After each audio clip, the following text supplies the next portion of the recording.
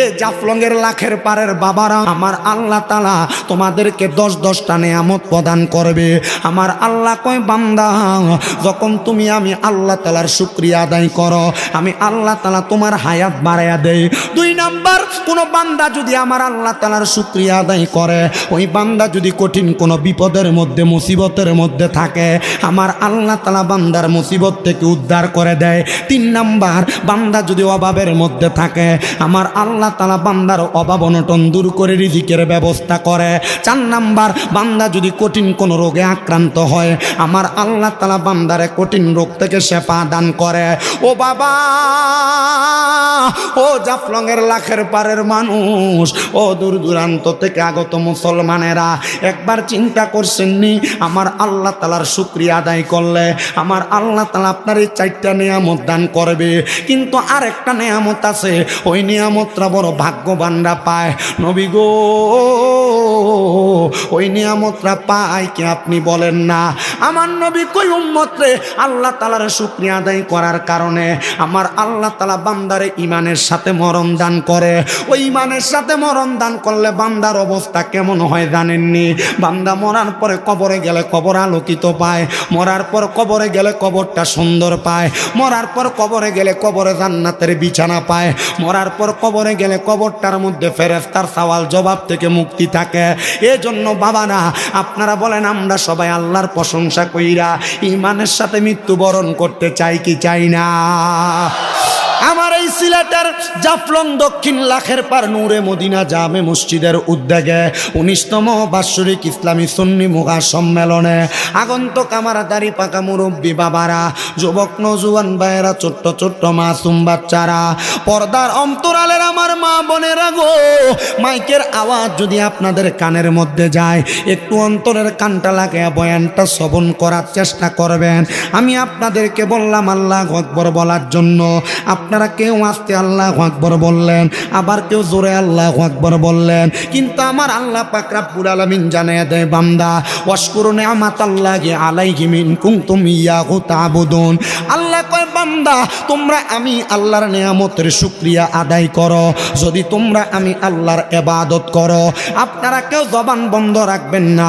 আপনারা বলেন নামাজ, রোজা, হজ, যাকাত, দান, সদকা, যত রকমের ইবাদত, এই সকল ইবাদত করি আমরা একজনের জন্য, তিনি কি? জগতের বন্ধুরা রে, অবশ্যই আমরা আমার আল্লাহ তাআলার জন্য ইবাদত করি, কিন্তু আমার আল্লাহ তাআলা আমার প্যারা হাবিব মুহাম্মাদুর রাসূলুল্লাহ সাল্লাল্লাহু আলাইহি ওয়াসাল্লাম নবীর হাদিসের মাধ্যমে জানায়া দেয়, হে জগতের বান্দার দলেরা, যখন তোমরা আমার আল্লাহ তাআলার প্রশংসা করবা, আমার আল্লাহ তাআলার শুকরিয়া আদায় করবা, আমার আল্লাহ তাআলা তোমাদেরকে 10-10টা নিয়ামত প্রদান করবে। সাহাবায়ে কেরাম বলেন, ইয়া রাসূলুল্লাহ, ও মায়ের নবী গো, আপনার কাছে জানতে চাই আমার আল্লাহ তাআলা কোন 10টা নিয়ামত দান করবে? এ জাফলংয়ের লাখের পারের বাবারা, তোমরা এলাকার কত মানুষ হার্ট অ্যাটাক করে মারা যায়, কত মানুষ স্ট্রোক করে মারা যায়। ওই মানুষগুলা মারা যাওয়ার আগে যদি হার্ট অ্যাটাক করে স্ট্রোক করে সিলেটের মধ্যে নিয়ে যাওয়া হয়, আইসিইউর মধ্যে রাখলে ওই মানুষটার আইসিইউর বিল 65,000 থেকে 1,25,000 টাকা দেওয়া লাগে। কিন্তু একবার চিন্তা করছনি আমার আল্লাহ তাআলা তোমারে কত দামি হায়াত দান করেছে, ওই হায়াতটা পাইয়া তুমি আমার আল্লাহর শুকরিয়া আদায় করো না। আমার আল্লাহ কয় বান্দা, যখন তুমি আমি আল্লাহ তাআলার শুকরিয়া আদায় করো, আমি আল্লাহ তাআলা তোমার হায়াত বাড়ায়া দেই। 2 নাম্বার, কোন বান্দা যদি আমার আল্লাহ তাআলার শুকরিয়া আদায় করে, ওই বান্দা যদি কঠিন কোন বিপদের মধ্যে মুসিবতের মধ্যে থাকে, আমার আল্লাহ তাআলা বান্দার মুসিবত থেকে উদ্ধার করে দেয়। 3 নাম্বার, বান্দা যদি অভাবের মধ্যে থাকে, আমার আল্লাহ তাআলা বান্দার অভাব অনটন দূর করে রিজিকের ব্যবস্থা করে। 4 নাম্বার, বান্দা যদি কঠিন কোন রোগে আক্রান্ত হয়, আমার আল্লাহ তাআলা বান্দারে কঠিন রোগ থেকে শেফা দান করে। ও বাবা, ও জাফলংয়ের লাখের পারের মানুষ, ও দূর দূরান্ত থেকে আগত মুসলমানেরা, একবার চিন্তা করছেননি আমার আল্লাহ তাআলার শুকরিয়া আদায় করলে আমার আল্লাহ তাআলা আপনার এই 4টা নিয়ামত দান করবে। কিন্তু আরেকটা নিয়ামত আছে, ওই নিয়ামতটা বড় ভাগ্যবানরা পায়। নবী গো, ওই নিয়ামতটা পাই কি আপনি বলেন না? আমার নবী কই উম্মত রে আল্লাহ তাআলার শুকরিয়া আদায় করার কারণে আমার আল্লাহ তাআলা বান্দারে ঈমানের সাথে মরণ দান করে। ওই ঈমানের সাথে মরণ দান করলে বান্দার অবস্থা কেমন হয় জানেননি? বান্দা মরার পরে কবরে গেলে কবর আলোকিত পায়, মরার পর কবরে গেলে কবরটা সুন্দর পায়, মরার পর কবরে গেলে কবরে জান্নাতের বিছানা পায়, মরার পর কবরে গেলে কবরটার মধ্যে ফেরেশতার সওয়াল জবাব থেকে মুক্তি থাকে। এজন্য বাবারা আপনারা বলেন আমরা সবাই আল্লাহর প্রশংসা কইরা ঈমানের সাথে মৃত্যুবরণ করতে চাই কি চাই না? কিন্তু কত মানুষ মারা যায়, আরে মারা যাওয়ার সময় বিছানায় প্রস্রাব পায়খানা করে দেয়। কত মানুষ মারা যায়, মারা যাওয়ার সময় জিহ্বায় কামড় দিয়া মারা যায়। কত মানুষ মারা যায়, মারা যাওয়ার সময় নাকে মুখে দিয়া রক্ত বাইর হইয়া মারা যায়। কত মানুষ মারা যায়, মারা যাওয়ার সময় চোখগুলা উল্টে দিয়া মারা যায়।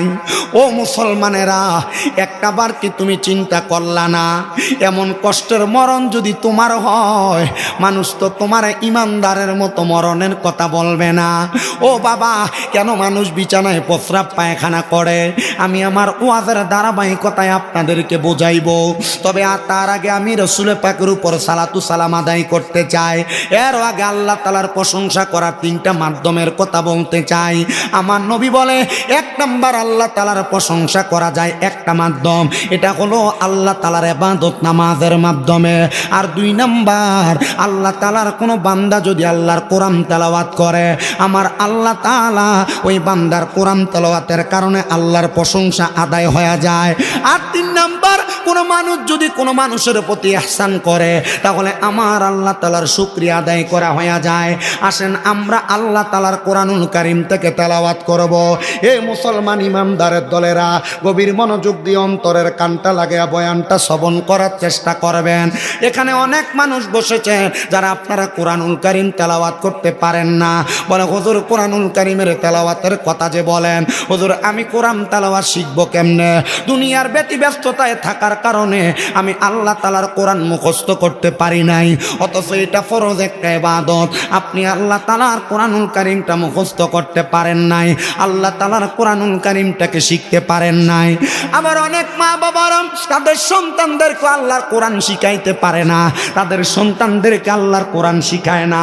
তারা তাদের সন্তানকে সকাল 7টা-8টার দিকে ঘুম থেকে উঠায়া মক্তবে না পাঠায়া এরা এদের সন্তানদেরকে 1.5-2 কেজি ওজনের বইয়ের একটা গাঁটটি কাদের মধ্যে দিয়ে কিন্ডার গার্ডেনে পাঠায়। আমি বলবো না রে মা বাবা, শুই না রাখ। আমি রহমতের নবীর একটা হাদিস শরীফ পড়েছি। আমার নবী বলে দুনিয়ার জমিনে কোনো মা বাপ যদি তার সন্তানকে কোরআন না শিখায়, কাল ময়দানে মাশরে ফুলসেরাতের কিনারার মধ্যে ওই বাবাকে ডাক দেওয়া হবে, এ সন্তানের বাবা, তোমার সন্তান তো কোরআন তেলাওয়াত করতে পারে না, তোমার সন্তান তো দুনিয়ার জমিনের মধ্য থেকে কোরআন শিখা আসে নাই। বলে কেন কেন কেন গো? বলে না শিখা আসার কারণ হইল আমি আব্বা সন্তানকে কোরআন শিখাই নাই। বলে কেন কেন? বলে আমি আমার দুনিয়ার ব্যস্ততার কারণে সন্তানটারে আল্লাহ তাআলার কোরআন শিখাইতে পারি নাই।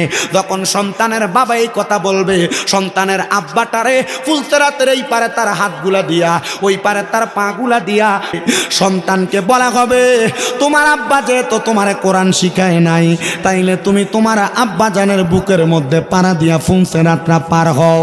হে মুসলমানেরা, একটা বার চিন্তা করে দেখো, যদি তোমারে বলা হয় তোমার আব্বার বুকটার মধ্যে পাড়া দিয়া ফুলসেরাত পার হওয়ার জন্য, তুমি কেমনে সহ্য করবা আমার বুঝে আসতেছে না। এই জন্য সবার কাছে আমার আবদার, আপনারা আপনাদের সন্তান আত্মীয় স্বজনের মধ্যে ছোট যারা আছে তাদেরকে আল্লাহ তাআলার কোরআনুল কারীমটা শিক্ষা গ্রহণ করাইবেন। এই যে সামনে মাহে রমজান মাস আসতেছে, মাহে রমজান মাসে এক খতম কোরআনুল কারীম তেলাওয়াত করার কারণে আল্লাহ তাআলা আপনাকে 70 থেকে 700 গুণ সওয়াব প্রদান করবে। কিন্তু আপনি যে আল্লাহ তাআলার কোরআনটা তেলাওয়াত করতে পারেন না, ওই তেলাওয়াতের সওয়াব আপনি কেমনে পাবেন?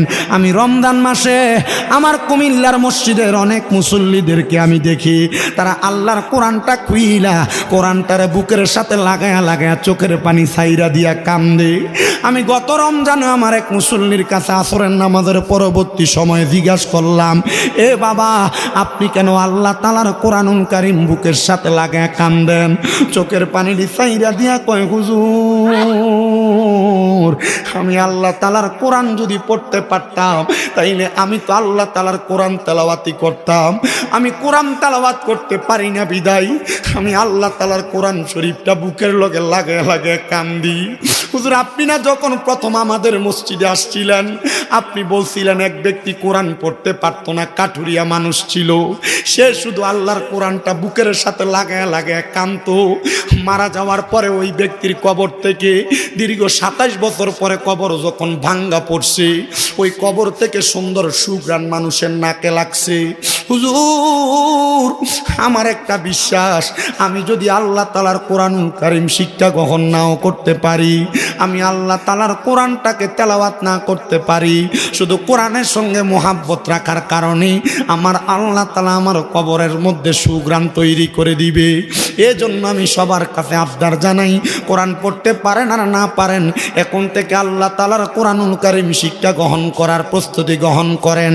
আসেন আমরা সবাই ওই আল্লাহ তাআলার প্রশংসা আদায় করার লক্ষ্যে জবান খুলে আল্লাহ তাআলার কোরআনুল কারীমের তেলাওয়াত করি আর পড়ি, আউযু বিল্লাহি মিনাশ শাইতানির রাজিম, বিসমিল্লাহির রাহমানির রাহিম, লা ইউকাল্লিফুল্লাহু নাফসান ইল্লা উসআহা।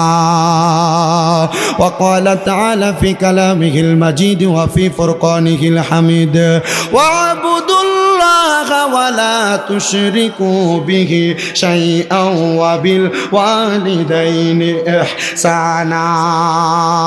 وقال في حديث الشريف قال النبي صلى الله عليه وسلم في رواية الترمذي عن أنس رضي الله تعالى عنه قال سمعت رسول الله صلى الله عليه وسلم إن من أشرط الساعة أن يرفع العلم ويكثر الزهل ويكثر الزنا ويكثر شرب الخمر ويقل الرجال ويكثر النساء حتى يكون ل50 امرأة القيم الواحد متفق عليه أو كما قال عليه الصلاة والسلام. وقال في حديث الشريف عن أنس رضي الله تعالى عنه قال سمعت رسول الله صلى الله عليه وسلم ألا أنبئكم بخياركم قالوا بلى يا رسول الله قال خياركم الذين إذا ذكر الله عز وجل رواه ابن ماجه أو كما قال عليه الصلاة والسلام. وقال في حديث الشريف رواية ابن ماجه والترمذي قال النبي صلى الله عليه وسلم رضا الرب في ندى الوالدين سخط الرب في سخط الوالدين أو كما قال عليه الصلاة والسلام.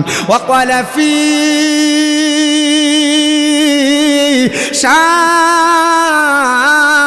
شان حبيبه ومحبوبه ومعشوقه مخبرا وآمرا